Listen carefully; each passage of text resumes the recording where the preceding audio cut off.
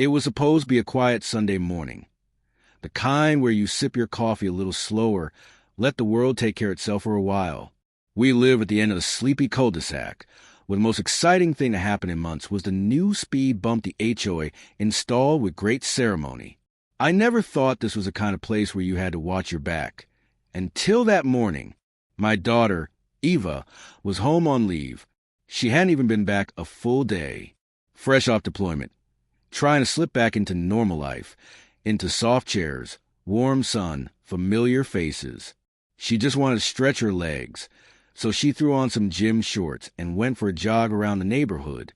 No big deal, or so we thought. I was halfway through my second cup when the doorbell rang. 2 sharp, impatient rings. When I opened the door, I was met with 3 HOA board members standing on my porch, and they weren't alone. They brought the so-called neighborhood security team. 4 guys in matching jackets, acting like they were starring in a bad cop movie. Radios crackling, hands twitching near their belts. One of them even had a taser clipped to his hip, like he was patrolling Times Square, not a row of mailboxes. "We have a situation," one of them barked. My stomach twisted. I didn't know it yet, but they had stopped my daughter mid-run, claiming she looked suspicious, out of place, in her own neighborhood. The blood drained from my face as a leader. A wiry guy with a shiny new badge gestured toward the street.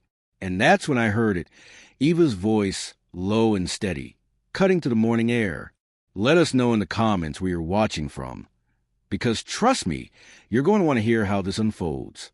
When I stepped out onto the porch, my heart thudding in my ears, I spotted them halfway down the block.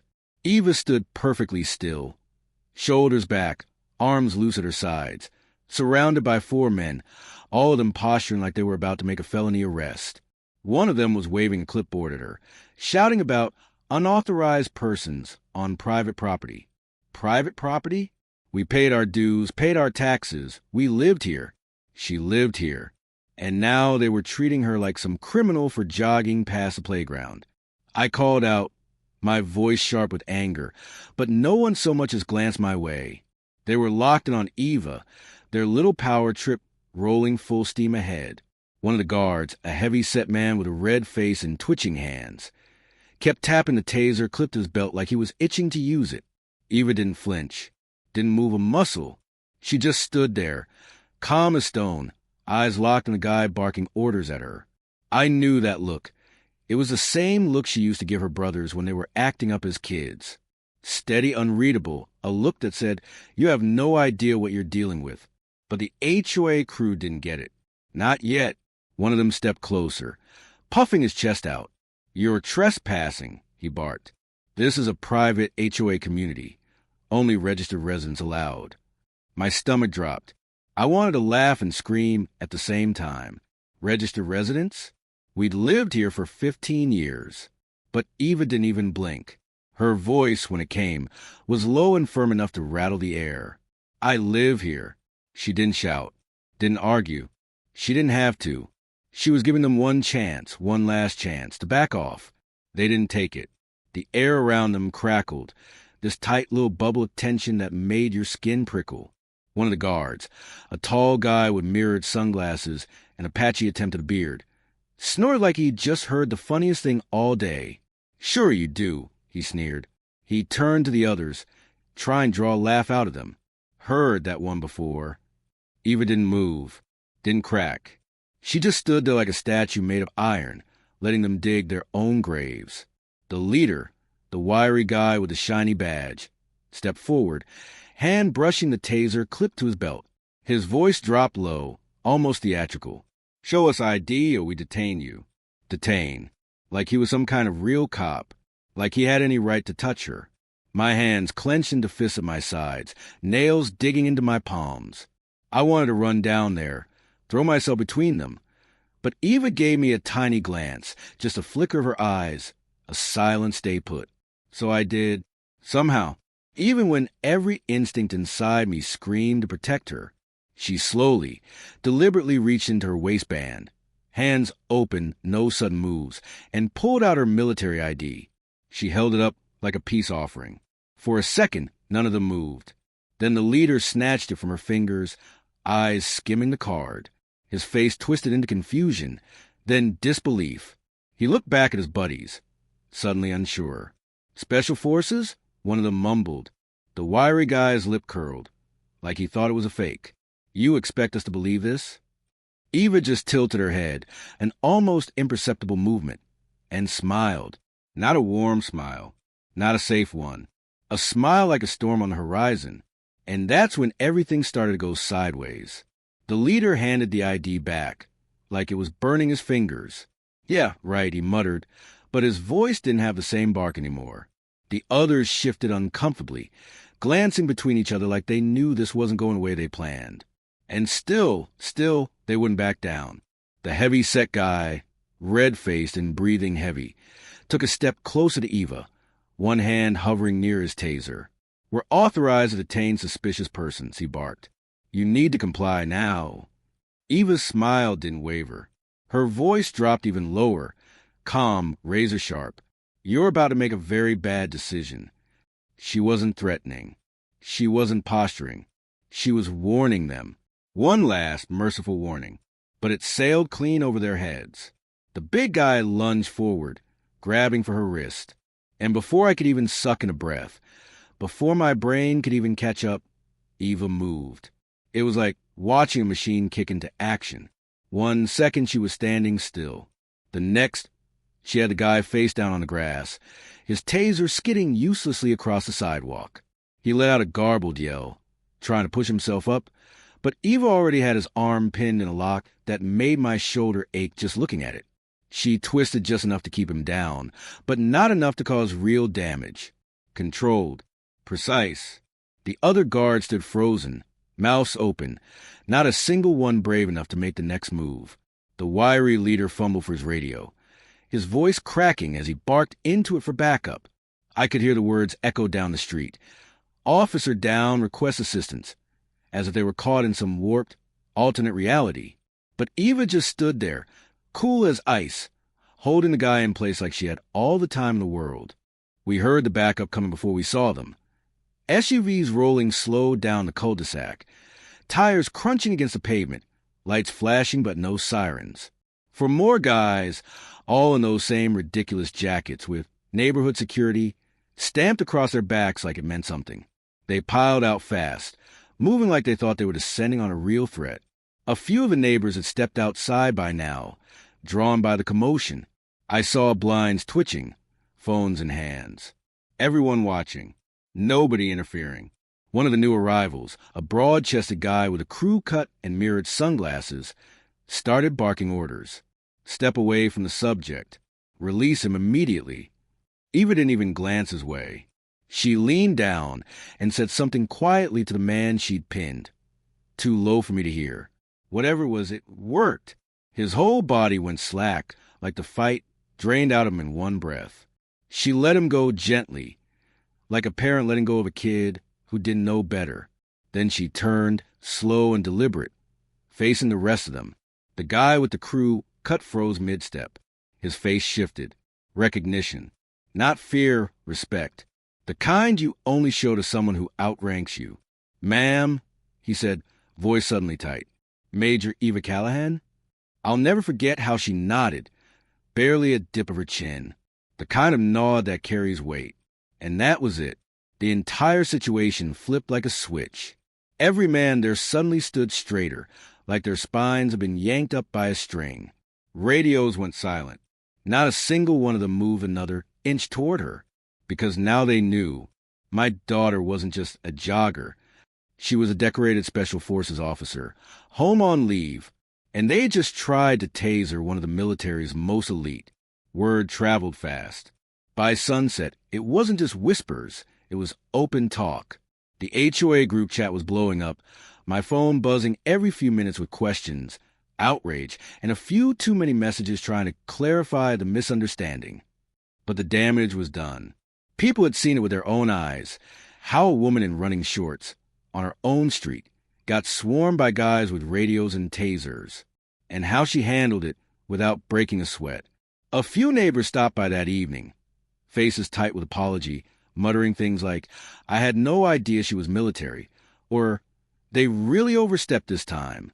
One woman, Pam from 3 doors down even brought a pie, like carbs could soak up the humiliation. But it wasn't about the uniform. That's what nobody seemed to get. Eva wasn't asking for special treatment. She didn't throw rank around. She didn't need to. What she wanted, what she deserved, was what everyone else got without question: respect. The next morning, a quiet shift settled over the neighborhood. The so-called security team didn't patrol. Their SUVs stayed parked. The guy she'd taken down? We saw him hobbling across the street with an ice-pack duct taped to his elbow. He couldn't even look our way. But the HOA president, Mitchell Crane, the one who loved to remind everyone that rules exist for a reason, he doubled down, sent out a formal statement calling the incident a regrettable miscommunication and warning against escalating tensions. Escalating tensions. Like this was our fault.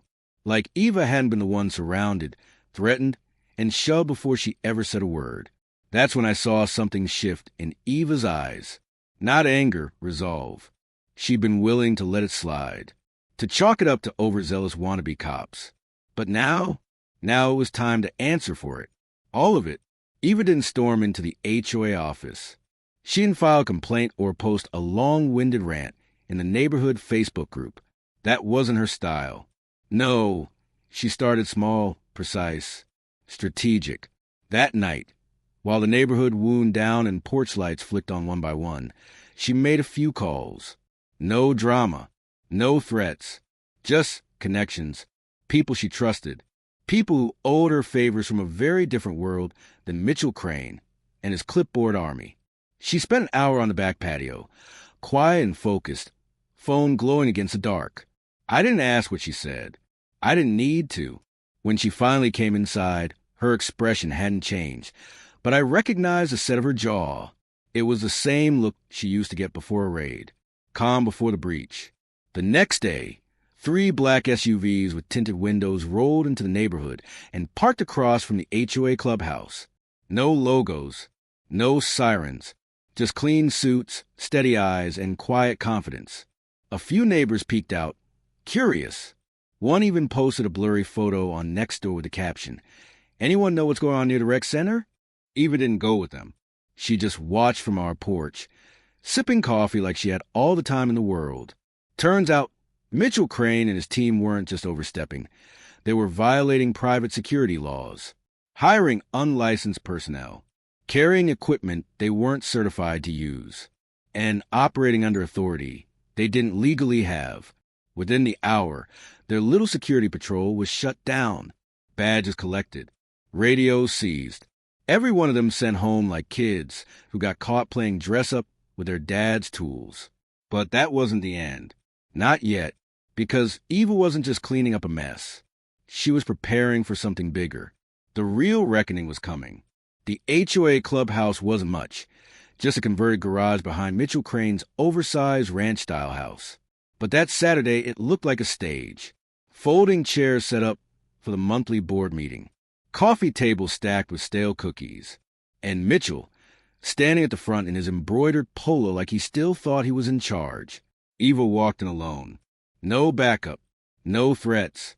Just her and a single manila folder tucked under her arm. I was already seated, watching from the back.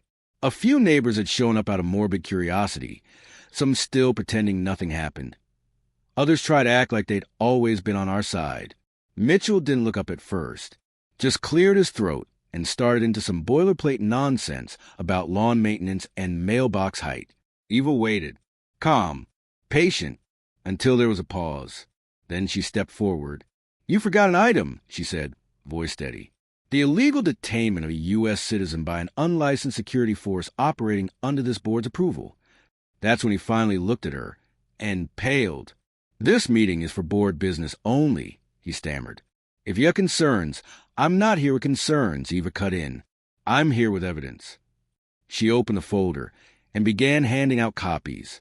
State laws, photos of the incident, legal statutes, statements from military officials, and, most damning of all, a cease and desist letter from her commanding officer citing civil rights violations.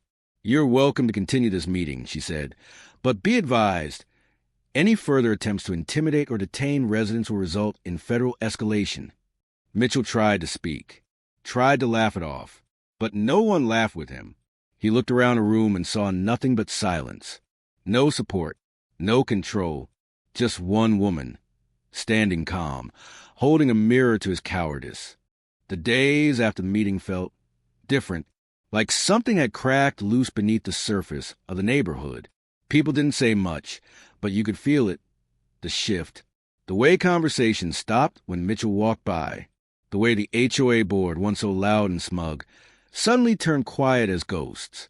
No more surprise inspections. No more passive-aggressive notices on front doors. Just silence and distance.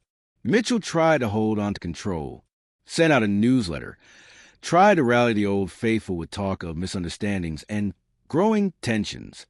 But it was too late. The veil had dropped. Everyone had seen the footage. Eva had released a security camera video. Just the right clips. No edits. No commentary. Just truth. A jogger surrounded. A man reaching for a weapon. A takedown that lasted all of 3 seconds. And then the quiet professionalism of a woman who knew exactly what she was doing. The court of public opinion didn't need long. Suddenly, people remembered every petty fine, every overreach. The HOA's power was built on fear and silence, and Eva had shattered both. One of the board members resigned the following week. Another tried to distance herself, claiming she wasn't really involved. Mitchell? He clung to his title like a life raft, but his grip was slipping. Nobody was returning his calls. Nobody stood up for him at the next meeting. When a motion was raised to audit the HOA's use of funds, including the so-called security budget, not a single person voted against it. Eva didn't gloat. She didn't celebrate. She just went back to her morning runs. Same time every day. People waved now, said hello. Some stopped to chat. She didn't change a thing. She didn't need to. She'd reminded them all of something they'd forgotten. Respect isn't given by title. It's earned or taken back.